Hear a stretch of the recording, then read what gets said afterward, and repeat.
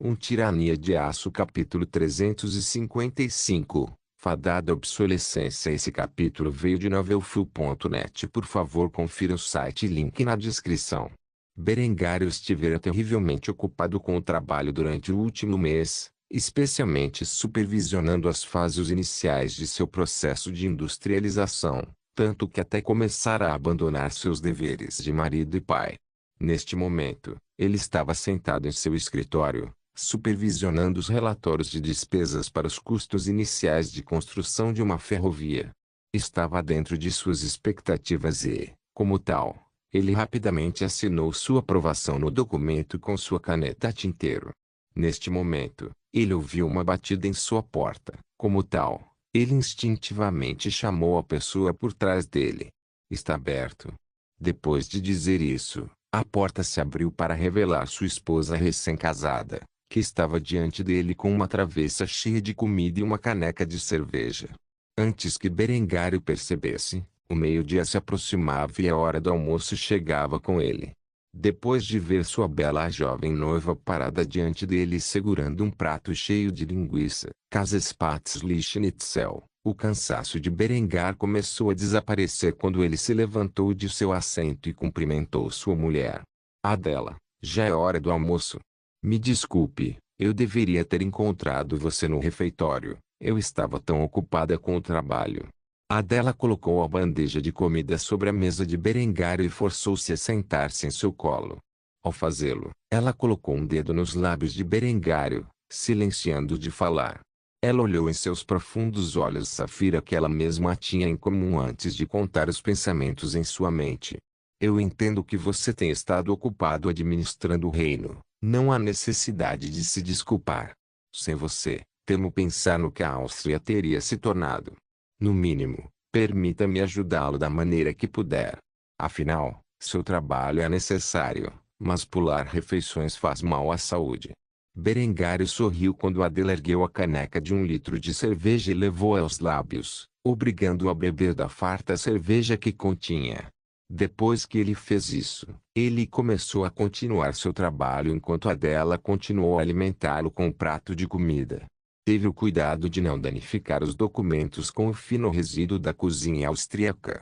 Enquanto ele continuava a se concentrar em seu trabalho enquanto fazia pequenas pausas para comer a comida de Adela, sua jovem esposa notou os documentos sobre a mesa e a quantia de guldens Berengar gastando no processo de industrialização de sua nação como tal, sua boca aberta em choque antes fazendo a pergunta em sua mente. "Podemos arcar com tais despesas?" Berengário riu antes de assegurar à jovem que eles realmente podiam arcar com as despesas. "Não se preocupe, meu amor, com os bens que tomamos da Itália durante nossa guerra pela independência e a renda que recebemos de todos os nossos negócios, a coroa austríaca pode facilmente arcar com as despesas. Além disso, este é um investimento para o futuro do nosso reino. Essas ferrovias fornecerão vantagens econômicas e táticas significativas sobre nossos rivais." Adela relaxou ao ouvir a garantia de Berengário e, depois de fazê-lo, deu-lhe uma colher cheia do delicioso prato de queijo conhecido como Käsespätzle. Depois de fazer isso, ela ajudou o marido a engolir com um gole de cerveja. Depois de terminar de aprovar a distribuição de fundos para a construção da ferrovia, Berengar começou a dar uma olhada no desenho do cartucho metálico que Ludwig se esforçou para criar. O material básico do cartucho era cobre, e o homem mais velho tentou embutir uma tampa de percussão na parte traseira. Berengar viu instantaneamente as falhas de tal projeto e rapidamente começou a desenhar as modificações necessárias para fazer um cartucho metálico adequado para uso em armas de fogo. Embora Berengar pudesse introduzir pólvora sem fumaça, levaria algum tempo para começar a produzir tal coisa, e ele atualmente tinha um enorme estoque de pólvora negra acumulado. Com isso em mente, Berengar começou a redesenhar o cartucho em torno de um cartucho de pólvora confiável e comprovado de sua vida anterior. Ele começou a esboçar as dimensões com base no governo 45 a 70 usado pelas Forças Armadas Americanas na segunda metade do século XIX. A bala em si era um pedaço sólido de chumbo e seu diâmetro era de 0,458 pol. ou 11,6 milímetros. O próprio cartucho era feito de latão, que era mais confiável do que o cartucho de cobre que Ludwig havia projetado. O pescoço da caixa tinha 0,480 pó, ou 12,2 milímetros de diâmetro, com um diâmetro de base de 5,05 polegadas ou 12,8 milímetros. A borda na parte inferior do cartucho tinha 0,608 pó, ou 15,4 milímetros de diâmetro. Quanto à espessura da borda, era 0,70 pó, ou 1,8 milímetros. Quanto ao comprimento do invólucro, era de 2,105 pó, ou 53,5 milímetros. Para um rifle estabilizar adequadamente o voo desse projétil, ele precisaria de um rifle de 1 a 20, o que significava que para cada revolução completa que a bala girava dentro do cano, eram necessários 20 polegadas para alcançá-lo. Adela assistia em estado de choque enquanto Berengário trabalhava duro. Diante dos olhos dela, ele começou a revisar completamente o cartucho metálico rudimentar que Ludwig havia inventado. Finalmente, ele começou a criar o ponto mais crítico de um cartucho metálico funcional da memória, como se fosse uma segunda natureza. Quando Berengar começou a criar o primeiro centerfilho aparentemente do zero, ele lamentou não ter ideia de como criar um composto explosivo de estifinato de chumbo mais moderno, necessário para fazer primers não corrosivos. Ele substituiu a mistura pela muito mais primitiva e barata para produzir fulminato de mercúrio que seus químicos já haviam criado e utilizado na atual produção de bonés de percussão. Um primer central foi algo que levou décadas para os europeus descobrirem na vida anterior de Berengar. Ainda assim, como Berengar foi engenheiro e fanático por armas de fogo em sua vida anterior, ele sabia muito bem como fabricar tal coisa. O primeiro central que ele projetou era um pequeno copo embutido na parte traseira do cartucho. Ele utilizou fulminato de mercúrio como carga para inflamar a pólvora negra contida no invólucro. Esse efeito foi obtido usando um pino de disparo para atingir o primer, o que faria com que o fulminato de mercúrio faíscasse, acendendo a pólvora negra e impulsionando o projétil através do cano do rifle e descendo para o alvo. Depois que Berengar terminou de projetar um cartucho confiável e funcional, ele se recostou em seu assento e refletiu sobre sua vida anterior com um sorriso. Sua família estava longe de ser rica em sua vida anterior e, como tal, eles tendiam a utilizar qualquer arma de fogo que pudessem obter por um preço baixo. Um desses rifles era um velho rifle de alçapão de Springfield. Seu pai em sua vida passada comprou a arma de fogo por algumas centenas de dólares em uma loja de penhores e levou Julian para caçar com o rifle várias vezes. Eles até carregavam seus cartuchos manualmente para usar na arma. Como tal, Berengar estava familiarizado com todos os detalhes necessários para tornar o cartucho confiável e funcional. Adele imediatamente perguntou sobre os projetos que tinha visto Berengar desenhar do nada, com base apenas em um plano que lhe foi dado. Ela não tinha ideia de como Berengário havia pegado um conceito rudimentar e o aprimorado sem esforço, como se tal coisa fosse natural. Berengar, o que é isso que estou olhando agora? Berengar olhou para dela com um sorriso desajeitado. Ele estava tão imerso em recriar o 45 a 70 que havia esquecido completamente que sua esposa estava sentada em seu colo, observando-o trabalhar.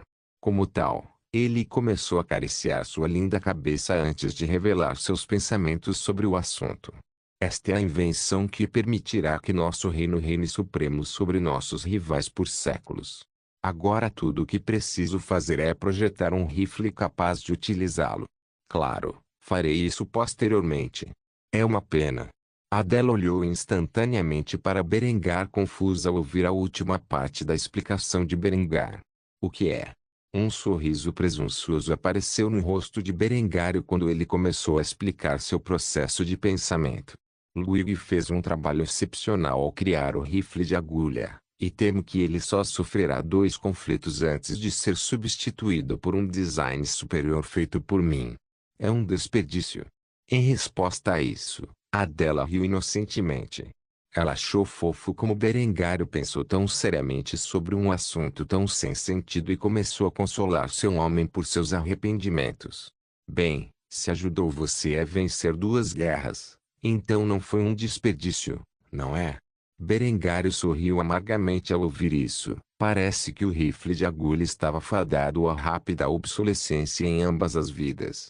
Embora tenha servido como principal arma do exército prussiano por algumas décadas, em sua vida passada, foi finalmente substituído pelo superior Mauser 1871 e seu cartucho metálico não muito depois de ter ajudado a vencer uma grande guerra. Parece que tal destino aguardava seu rifle de agulha nesta linha do tempo. Berengar imaginou que não seria capaz de produzir em massa o novo cartucho ou rifle que teria que projetar em torno dele antes que seu exército interviesse em Granada. O fuzil de agulha Schmidt serviria apenas em capacidade parcial para a Guerra da Independência Austríaca e capacidade total na intervenção austríaca na Reconquista. Com isso em mente, Berengário levantou-se da cadeira e começou a esticar as pernas, forçando Adela a descer de seu colo. Depois de se mover um pouco, ele beijou Adela nos lábios enquanto a abraçava. Ao fazê-lo, agradeceu-lhe a ajuda. Obrigado, Adela, por me trazer comida. Sem ela, eu provavelmente teria trabalhado até morrer de fome. Adela sorriu graciosamente ao aceitar os agradecimentos de Berengário. Não é preciso agradecer. Sou sua esposa. É meu trabalho cuidar de você. Depois de dizer isso, Adela agarrou a bandeja de comida e seguiu Berengar para fora de seu escritório. Berengar precisava de uma pausa no trabalho depois de tanto esforço e pretendia se divertir com sua nova esposa. Tirania de Aço capítulo 356. Vitória Ucítacar estava dentro do grande salão do Palácio Real na cidade de Praga. Os corredores estavam manchados com o sangue dos legalistas boêmios e suas forças aliadas. Seus cadáveres espalhados pelo chão e já começaram a apodrecer. A lâmina do marechal de campo austríaco estava revestida com o líquido sanguíneo da vida. Embora ele não tenha matado pessoalmente o rei Radek da Boêmia, Eckhard fez sua parte no derramamento de sangue na batalha que levou a tal resultado. De pé sobre o corpo sem vida do rei da Boêmia estava ninguém menos que Alexei Kaspar, um homem reverenciado pelas radicais seitas hussitas como um santo de guerra de sua fé. Com a ajuda de Berengar, o Casparian e os outros exércitos hussitas travaram uma longa e sangrenta guerra contra a coroa da Boêmia e seus aliados católicos. No entanto, não foi até que agentes austríacos se passando por servos da coroa da Boêmia distribuíssem armas a criminosos e bandidos que as pessoas comuns começaram a pegar em armas contra seus mestres. Com o apoio do povo comum, as forças hussitas esmagaram os exércitos católicos e trouxeram sua vingança contra a Igreja por seus crimes contra Jesus e seus seguidores. Pela primeira vez em séculos, a Igreja Católica havia perdido uma cruzada. Alexei olhou para a coroa de ouro manchada de sangue sobre o crânio fraturado do outrora poderoso rei de Belmé por vários segundos, debatendo o que fazer com ela. Embora os hussitas radicais o reverenciassem, as facções moderadas de sua fé o viam como um fanático e um criminoso de guerra. Sem falar nos muitos católicos que viviam na Boêmia e que não o apoiavam em a sua causa. Mesmo uma minoria significativa de alemães étnicos seguiu os ensinamentos de Berengário e sua reforma alemã. Uma coisa era certa, o reino da Boêmia estava longe de ser unido. Se ele colocasse esta coroa em sua cabeça, isso apenas convidaria um caos ainda maior. No entanto, sem um líder forte, a Boêmia se tornaria nada mais do que um estado fantoche de seu poderoso vizinho do sudoeste. A Áustria era um gigante que poderia engolir a Boêmia inteira, por um único decreto. O exército real da Áustria poderia marchar para a Boêmia e enxugar anos de sangue, suor e lágrimas que o povo boêmio havia derramado por um estado reformista adequado. Como tal, o homem estava em uma encruzilhada. Deveria permitir que outra pessoa, alguém mais unificador, se tornasse rei da Boêmia, ou deveria reivindicar o cargo para se negociar os termos do pagamento de sua dívida com a Áustria de um local de autoridade, ao fazê-lo, criando conflitos sociais de longo prazo. Antes que ele pudesse tomar uma decisão, alguns homens fortemente blindados entraram em cena. Eles estavam hasteando as bandeiras de um nobre hussita chamado Valdemar Zucal. Entre os hussitas moderados, ele era o mais renomado. Ao ver Alecher parado acima do cadáver ensanguentado do rei da Boêmia, olhando sua coroa com avareza, Valdemar se recusou a ficar parado e começou a se aproximar dos hussitas radicais enquanto flanqueado por seus soldados. Ao fazê-lo, pousou a mão no cabo da lâmina, olhando os radicais com desconfiança. Alecher, você não pensou que eu permitiria que você colocasse aquela coroa em sua cabeça, nomeando-se assim rei da Boêmia, não é? Você massacrou milhares de cidadãos da Boêmia em nome de seu fanatismo e, portanto, deve responder por seus crimes.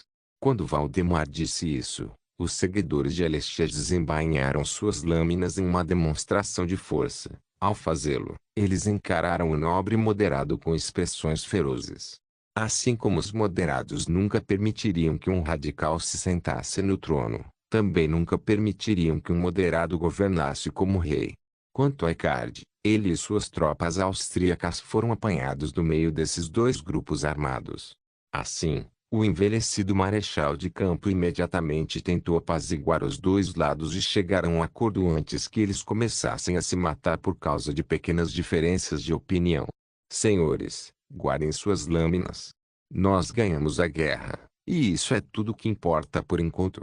Quanto a quem se tornará o rei, pode ser decidido em uma data posterior por todas as facções envolvidas nesta grande vitória que alcançamos juntos. Alecher e Valdemar se entreolharam com intenções assassinas. Mesmo depois da justificativa de Eckhard, eles ainda sentiam o desejo de cortar a garganta um do outro na hora.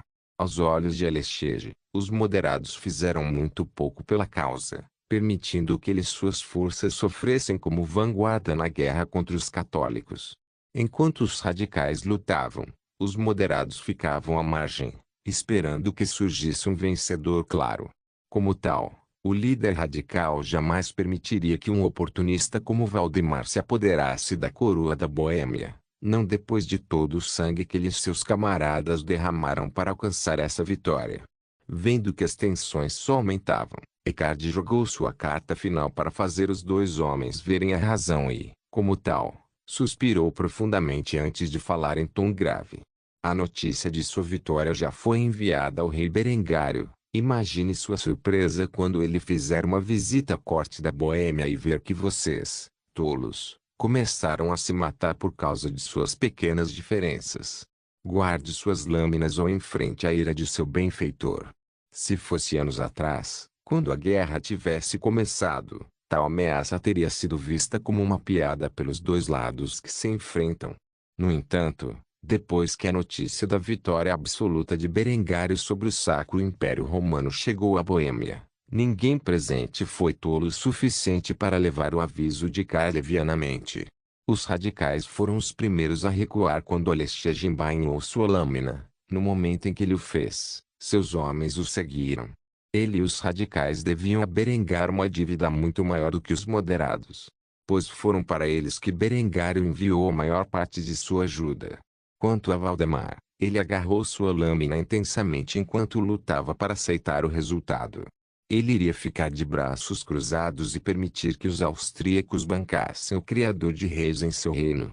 Apesar de sua relutância em fazê-lo, o homem acabou aceitando a futilidade de sua situação. Se os austríacos pudessem acabar com os italianos e suíços em questão de meses, o que eles poderiam fazer com uma Boêmia dividida e desgastada pela batalha? Como tal, o homem rapidamente fez o que o marechal de campo austríaco lhe ordenou e guardou sua lâmina. Ao fazer isso, uma expressão azeda se formou em seu rosto. Ele não podia imaginar as consequências que recairiam sobre seu reino por permitir que Berengar von Kufstein atuasse como juiz em relação à questão da sucessão boêmia. No entanto, suas mãos estavam atadas e, como tal, Valdemar cuspiu no chão antes de partir. Ao fazê-lo, deixou uma mensagem passageira. Este não é o fim, Alecher. Você responderá por seus crimes contra a Boêmia e seu povo. Juro por Deus que farei você pagar. Depois que Valdemar e seus comparsas partiram, Alexei soltou um suspiro de alívio antes de agradecer a Icard por seu apoio. Obrigado, Marechal Icard. Devo muito a você e ao seu rei. O que seu mestre planejou para nós daqui para frente? Icard suspirou enquanto refletia sobre a questão. Ele não sabia o que Berengário pretendia para a Boêmia. Anos haviam se passado desde que ele falara pessoalmente com o homem, e Icard não duvidava de que as ambições do jovem monarca haviam crescido mais uma vez. Como tal, ele não poderia responder honestamente à pergunta. Em vez disso, sua resposta foi enigmática. Sinceramente, não sei quais são as intenções de Berengário para a Boêmia. Tenho certeza de que ele exigirá muito de você e de seu povo para reembolsar. Sugiro que você se lembre de que ele não é o nobre menor que você abordou pela primeira vez anos atrás. Dou-lhe este aviso como amigo e companheiro que lutou ao seu lado durante anos. Não subestime um homem conhecido como Berengar von Kufstein. Ele é tão astuto quanto cruel e encontrará uma maneira de extrair o valor mais significativo de suas terras, um valor que você mesmo pode nem saber. Acima de tudo, saiba que ele não tem medo de usar a guerra e a violência como um meio de diplomacia. Se ele ameaçá-lo durante as negociações, não leve a sério, pois ele tem os meios para respaldar suas reivindicações. Enquanto você passou os últimos anos travando uma guerra brutal, ele passou consolidando seu poder e avançando seu exército a distâncias inimagináveis. Não sei até que ponto o exército austríaco avançou na minha ausência, mas garanto que está além de suas capacidades. Se você mantiver tudo isso em mente, tenho certeza de que será capaz de mitigar os danos causados ao seu povo durante o que está por vir. Só a ruína espera se decidir ignorar meu conselho e se apegar ao seu orgulho. Isso é tudo que posso dizer como seu amigo, pois minha lealdade é para com Berengário e seu reino. Boa sorte, para você e seu povo, vai precisar. Dito isso, Icard não esperou por uma resposta. Ele rapidamente fugiu do local com seus homens o seguindo. Eles tinham muito para o que se preparar. Com uma vitória ocita na Boêmia, a linha do tempo foi alterada para sempre, e Berengar pretendia tirar o máximo proveito disso para o benefício de seu reino. Tirania de Aço capítulo 357. Parada militar. Berengário contemplou milhares de sua infantaria reunida diante dele marchando nas ruas. A maioria desses soldados eram infantaria padrão. No entanto, havia granadeiros misturados em suas fileiras. Esses homens estavam vestidos com os mais novos uniformes militares e equipados com armas mais modernas que Berengar e seus engenheiros haviam inventado. Eles estavam vestidos com o distinto uniforme de estilo vitoriano que Berengar havia desenhado da cabeça aos pés. Na cabeça deles havia um capacete piquelhaube de aço preto, com detalhes em latão na forma de uma águia de duas cabeças e uma ponta de latão. Suas túnicas eram pretas com detalhes dourados e tinham uma única linha de botões de latão do pescoço para baixo. No entanto, esta túnica foi escondida por um sobretudo de lã grossa no padrão usado pelos soldados alemães na Grande Guerra da Vida Passada de Berengário. A principal diferença é que era preto. Sobre este sobretudo havia uma couraça feita de aço de alto carbono temperado e pintada com a mesma laca preta aplicada em seus capacetes. No topo dessa couraça estava a tira padrão de couro preto que continha os cartuchos de papel utilizados nos fuzis de agulha da infantaria, bem como algumas outras formas de equipamentos essenciais, como suas bainhas de baioneta e suas pás de campo. As calças eram de lã preta rica, com uma faixa dourada nas laterais, as pernas enfiadas em suas botas de infantaria de couro preto até o joelho. No geral, era um uniforme limpo e nítido projetado para militares mais modernos. Desde que Berengário iniciou o processo de industrialização, ele introduziu novos trajes para seu reino, tanto no setor militar quanto no civil. Esses homens marcharam em formação de desfile, com os fuzis pendurados no ombro. Esses rifles de agulha foram descarregados. No entanto, suas baionetas foram afixadas. As multidões de Kufstein se reuniram para testemunhar os milhares de soldados marchando pelas ruas para mostrar o orgulho da Áustria, que era seu exército. Hoje era uma ocasião especial, pois já era janeiro, e com um novo ano, Berengário decidiu que era hora de apresentar as medalhas e prêmios a todos os soldados que lutaram em suas guerras nos últimos anos.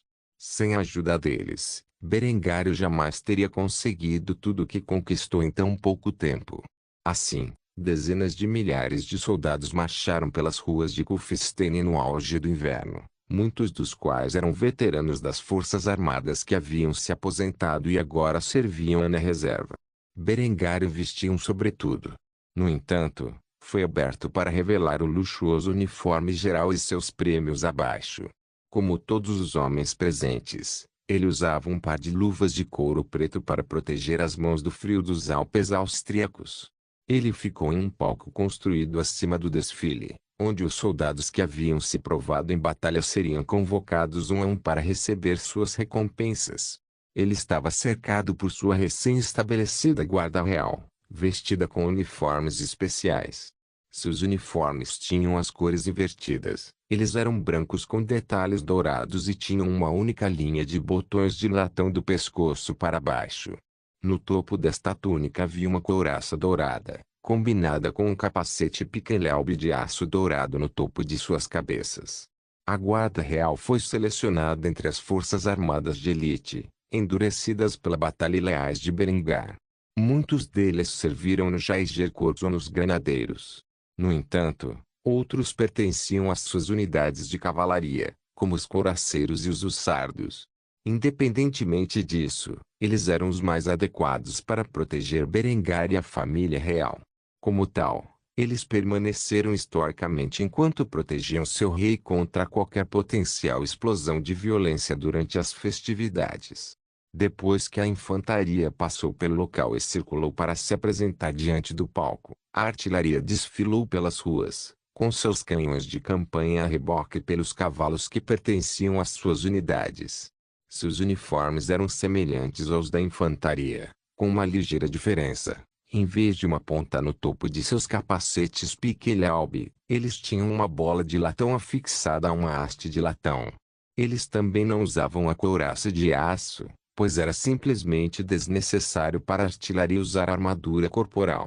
Embora não tivessem como saber, os novos canhões de carregamento pela culatra estavam passando por rigorosos testes militares antes de serem aprovados para uso em campo. Uma vez que essas armas maravilhosas chegassem ao campo, a artilharia estaria tão longe de qualquer forma de perigo contra seus inimigos medievais que seria simplesmente um desperdício de recursos equipá-los com a armadura corporal. Depois que a artilharia desfilou pelo cortejo e se reagrupou atrás da infantaria, parada em frente ao palco, a cavalaria abriu caminho. Havia várias formas de cavalaria presentes.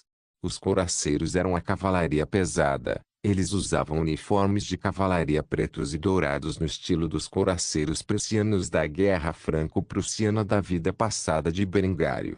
Eles tinham peitorais de aço preto e capacetes piquelhaube estilo cuirassier. Quanto aos hussardos, eles estavam vestidos com um uniforme semelhante ao lendário sardos da Cabeça da Morte utilizado pela Prússia durante a vida anterior de Berengar. No entanto, seus uniformes eram preto e dourado em vez de preto e prata. Como os cuirassieres, eles foram equipados com sabres de cavalaria mais modernos, em vez das antigas espadas de cavalaria pesadas com as quais Berengar havia equipado anteriormente sua cavalaria. Os ulanos seguiram depois que os hussardos marcharam pelas ruas a cavalo. Essas eram versões modernizadas dos lanceiros mais antigos de Berengário. Eles também estavam vestidos com um uniforme militar baseado no antigo uniforme ulan prussiano da década de 1870. Claro, ele compartilhava o mesmo esquema de cores do resto do exército de Berengar. Após a magnífica exibição do exército modernizado de Berengário, marcharam orgulhosamente pelas ruas. Berengar finalmente quebrou o silêncio e falou com todos os homens reunidos diante dele.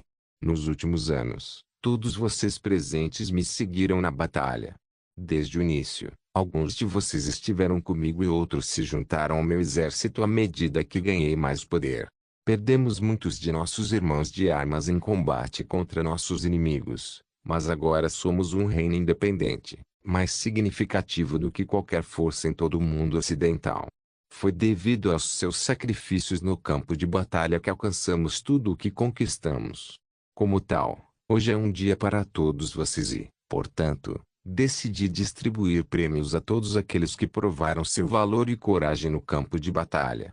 Por cada soldado ferido ou morto nos conflitos desde a Batalha da Cidade Mineira há tantos anos, estarei premiando-os com a medalha austríaca da ferida, um símbolo do preço que pagaram por seu rei e pátria.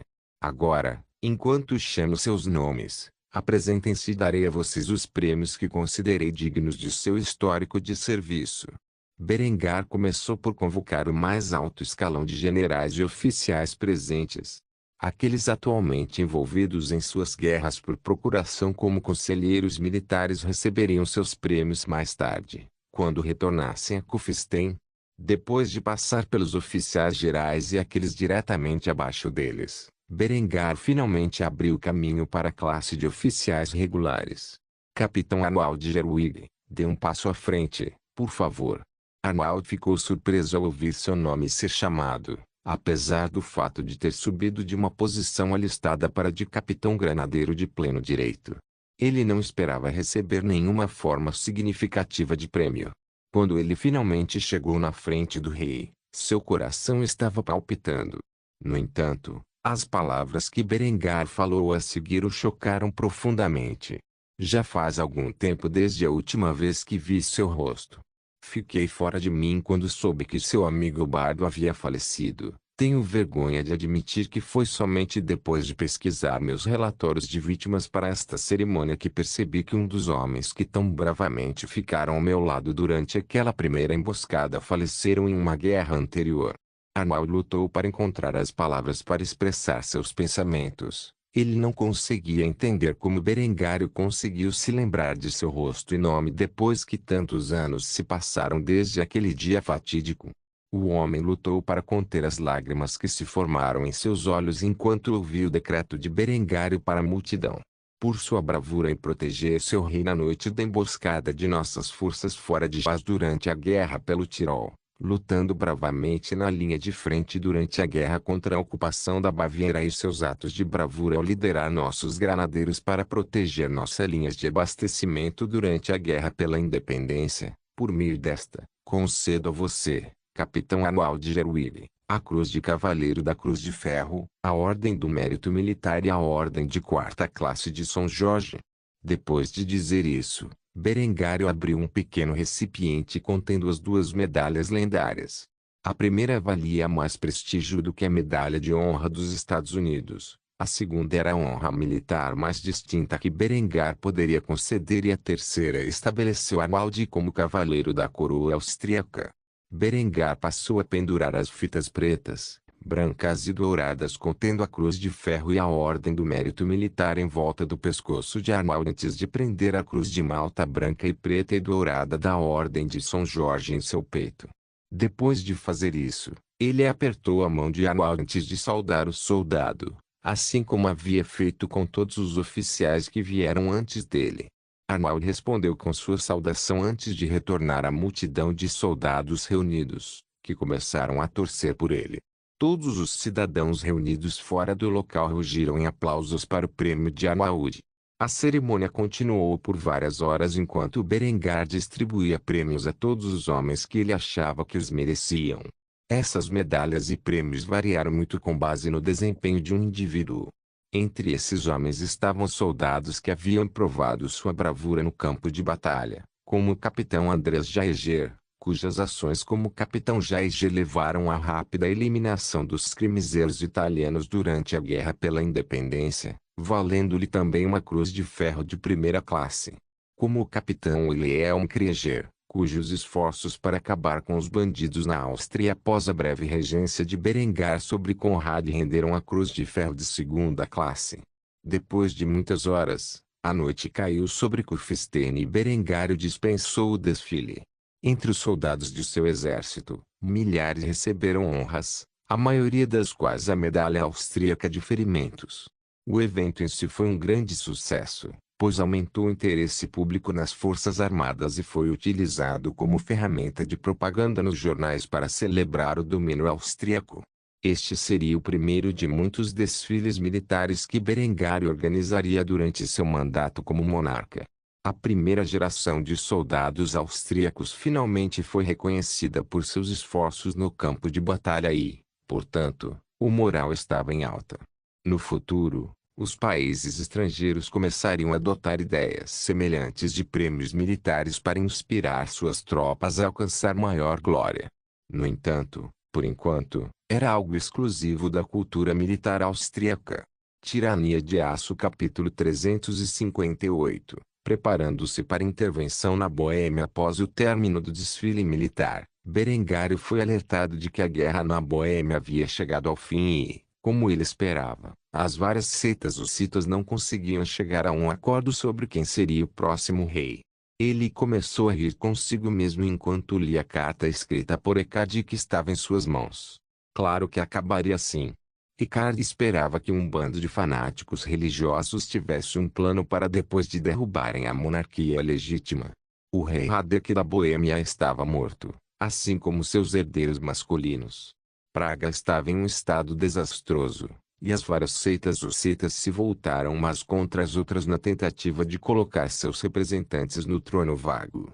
Se não fosse pela temível reputação de Berengário sendo utilizada por Eckhard para pressionar as várias facções a manter os laços civis, então uma nova guerra teria estourado entre os vitoriosos hussitas. Depois de passar anos apoiando as várias seitas hussitas em sua guerra para derrubar a monarquia católica, agora era a hora de reivindicar a coroa da Boêmia. Eckhard havia convidado abertamente para a Boêmia e, como tal, Berengário apareceria com um exército às suas costas. Com o exército real austríaco por trás dele, as várias facções que disputam a coroa da Boêmia teriam que levá-lo a sério. Como tal, Berengar levantou-se de sua cadeira em seu escritório e se aventurou no quartel-general do exército real austríaco localizado na cidade de Kufstein. Depois de entrar no edifício, os vários soldados que trabalhavam como pessoal administrativo saudaram o seu rei enquanto se dirigia aos aposentos do general. Depois de entrar na sala, Berengar viu vários de seus generais reunidos. Eles estavam discutindo os testes dos novos canhões de campanha. No entanto, quando viram o rei entrar na sala, imediatamente interromperam a discussão e o saudaram da maneira mais moderna que ele havia implementado recentemente entre suas fileiras. Depois de fazer isso, Berengário devolveu o gesto antes de responder às perguntas que sabia que eles tinham em mente. A guerra pela Boêmia acabou, os hussitas são vitoriosos. Depois de dizer isso, os generais começaram a aplaudir. No entanto, pouco depois, Berengário levantou a mão, sinalizando para que se calassem. Depois de fazer isso, ele falou mais uma vez sobre a situação atual. As várias seitas hussitas estão prontas para se voltar contra si mesmas na tentativa de colocar um membro de sua facção no trono. A situação é volátil e temo que seja necessário intervir antes que o reino da Boêmia caia em mais caos. Eu quero 10.000 homens reunidos e prontos para partir para a Boêmia dentro de 72 horas. Eu os liderarei pessoalmente, afinal, já faz algum tempo desde a última vez que vi meu bom amigo Eckhard. Os generais imediatamente começaram a acenar com a cabeça ao receberem a ordem. Nenhum único homem entre suas fileiras estava disposto a irritar o rei. Como tal, eles rapidamente começaram a transmitir as ordens para reunir uma pequena divisão de soldados capazes de estabilizar a situação no reino vizinho. Berengar sabia que a probabilidade de ocorrência de violência após a chegada do exército real austríaco à Boêmia era pequena. Isso foi apenas uma demonstração de força. Assim regressou ao palácio onde começou a preparar a sua viagem. Enquanto Berengar estava colocando seus suprimentos em ordem dentro dos aposentos da cama real, Honoria se esgueirou por trás dele e se lançou sobre ele, prendendo-o na cama no processo. Ela tinha uma expressão almoada enquanto olhava para seu amante com uma sensação de pavor. Você está partindo tão cedo. Faz apenas um mês desde que você voltou para casa, e você passou a maior parte dele com a dela. Berengário riu enquanto tentava se levantar debaixo da jovem princesa. No entanto, ela se recusou a ceder e continuou a pressioná-lo. Com o treinamento combativo de sua vida anterior, O jovem rei poderia facilmente escapar da montaria da princesa. Ainda assim, ele decidiu suportar o gesto e em vez disso agarrou Honoria e trouxe sua boca para dentro da sua, onde ele começou a beijá-la apaixonadamente. Depois de alguns momentos, ele a soltou com um sorriso perverso no rosto. Ele começou a provocar a jovem enquanto se afastava de seu alcance. Isso faz você se sentir melhor? No entanto, Honoria não cedeu. Em vez disso, ela continuou a fazer beicinho enquanto desviava o olhar de seu amante. Berengar não havia passado tempo suficiente com a garota desde seu casamento com a dela, e ela estava começando a se sentir excluída. Agora, de repente, ele estava indo para Deus sabe onde. Como tal, ela não o perdoaria tão facilmente. Em vez disso, ela simplesmente começou a questionar Berengário sobre seus planos. Onde você está indo agora? Berengar sorriu ao ouvir seu amante lentamente começar a se abrir. Como tal, ele começou a informá-la sobre a crise em andamento no reino vizinho. A guerra pela Boêmia acabou. No entanto, os hussitas são mais burros do que eu pensava. Cada facção entre suas fileiras está atualmente competindo para colocar seu representante no trono da Boêmia. A única razão pela qual o sangue ainda não foi derramado é porque Cad mencionou que eu estaria chegando para resolver a disputa. Parece que meus vizinhos ficaram com medo de mim. Como tal, tenho a oportunidade perfeita de reivindicar a coroa da Boêmia para mim e anexá-la ao meu domínio. Quem ousará se opor a mim depois de toda a dor e sofrimento que os hussitas causaram ao reino da Boêmia? Depois de ouvir a explicação de Berengário, Honoria começou a cair na gargalhada, o que não era a reação que Berengar esperava. Como tal, ele olhou para ela com confusão antes de fazer a pergunta em sua mente. O que é tão engraçado? Em resposta a isso, Honoria enxugou uma lágrima de seu olho antes de atacar Berengar mais uma vez, abraçando-o com força enquanto sussurrava em seu ouvido. 1 ano atrás, meu homem era um humilde duque. Logo ele terá 2 coroas. Eu sabia que escolhi corretamente quando decidi fugir de casa e cair em seus braços. Tenho medo de pensar como seria minha vida sem você. Berengar sorriu enquanto passava algum tempo nos braços de seu amante. Os dois descansaram ali por algum tempo antes de Berengário finalmente se levantar da cama. Ele precisava informar ao restante de sua família que partiria por um curto período de tempo e, como tal, olhou para Honoria mais uma vez antes de comentar sobre sua carreira. Aproveite a paz enquanto ela dura. Em alguns meses, seremos obrigados a intervir em nome de Granada. Quando isso acontecer, quero que você e sua tripulação comecem a invadir as embarcações dos reinos ibéricos católicos. Falando nisso, vá visitar Luíga enquanto eu estiver fora, e diga a ela para equipar suas garotas com alguns rifles de agulha. Suas armas atuais são obsoletas. Honoria sorriu ao ouvir isso e assentiu com a cabeça. Depois de fazer isso, ela abraçou Berengário por trás uma última vez antes de agradecer por seu apoio.